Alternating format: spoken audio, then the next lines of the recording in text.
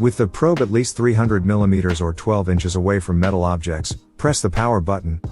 The unit will beep twice and the LED will illuminate. When auto calibration is complete, a short beep indicates that the pinpointer is ready to use. When a detection occurs, the vibration will intensify, and the beeps will emit increasingly closer together.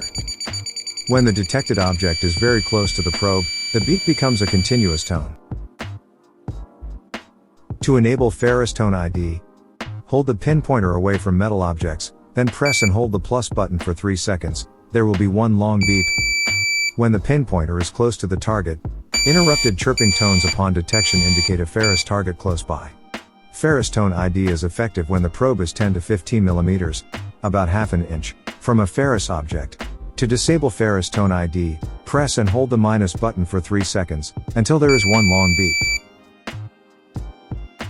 To increase sensitivity, press the plus button. When maximum sensitivity is reached, level 5, there will be a long beep. To decrease sensitivity, press the minus button. When minimum sensitivity is reached, level 1, there will be a long beep. When the pinpointer is switched on but has been inactive for approximately 3 minutes, a long alert beep will emit. This will repeat every 10 seconds unless a detection occurs. If the pinpointer is inactive for another 5 minutes, it will automatically power off. A low battery is indicated by a flashing LED. When the battery level is critically low, the pinpointer will automatically power off. To turn Pro Find 35 audio tones on with default settings, hold down the plus button when turning on the pinpointer. To turn Pro Find 35 audio tones off, hold down the minus button when turning on the pinpointer.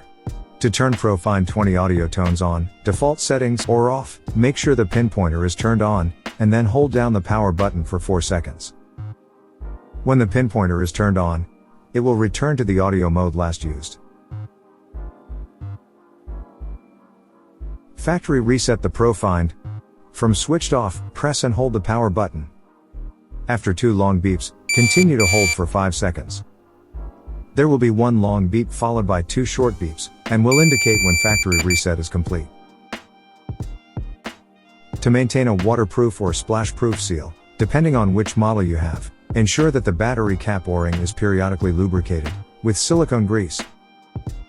Always check that the battery cap O-ring and screw threads are clear of dust, sand, and grit.